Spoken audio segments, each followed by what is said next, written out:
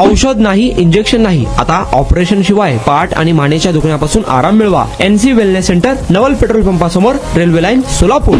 राज्यातील 12 जिल्हा परिषदा आणि 125 पंचायत समित्यांच्या निवडणुकांसाठी काल मतदान झाले. मोठ्या उत्साहात मतदान झाल्याचे चित्र शनिवारी पाहायला मिळाले. महापालिका निवडणुकीनंतर मतदानाचा टक्का घसरणार की काय अशी चिंता व्यक्त केली जात असतानाच आता ग्रामीण भागातून जिल्हा परिषद आणि पंचायत समितीच्या निवडणुकीसाठी मोठ्या प्रमाणात मतदान झाले आहे. त्यामुळे मतदानाचा टक्का वाढल्याचे पाहायला मिळत आहे. सोलापूर जिल्ह्यामध्ये देखील एकूण 65% मतदानाची टक्केवारी सायंकाळी 5:30 वाजेपर्यंतची आलेली आहे. राज्यातील इतर जिल्ह्यांची काय आकडेवारी होती पाहूयात. रायगडसाठी 73% इतकं मतदान झालेलं आहे. रत्नागिरी 60%, सिंधुदुर्ग 60%, पुणे 68.89%, सातारा 70%, सांगली 72%, सोलापूर 65%, कोल्हापूर 74%, छत्रपती संभाजीनगर 75% इतकं मतदान झालेलं आहे. त्याचबरोबर परभणीसाठी 72%, धाराशिवसाठी 66%, तर लातूरसाठी 63.50% इतकं मतदान झालेलं आहे.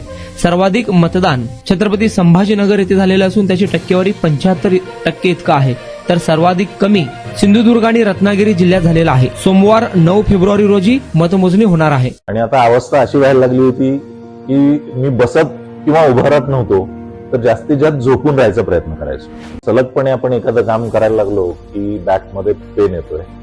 सुरुवातीला मी त्याला इग्नोर करायचा प्रयत्न केला. त्याच्यानंतर मला जाणवलं की इग्नोर करून हे काही कमी होत नाही. या ट्रीटमेंटच्या दरम्यान मला कुठल्याही गोळ्या किंवा इंजेक्शन घेण्यासाठी सुचवलं गेलं नाही. मला पाठदुखीचा खूप त्रास होता. आयुष हॉस्पिटल जयसिंगपूरमध्ये दाखवलं. त्यांनी त्यावर मला सर्जरीचा सल्ला दिला. त्यामुळे मी आज साधारणपणे 90% पर्यंत रिलीफ आहे.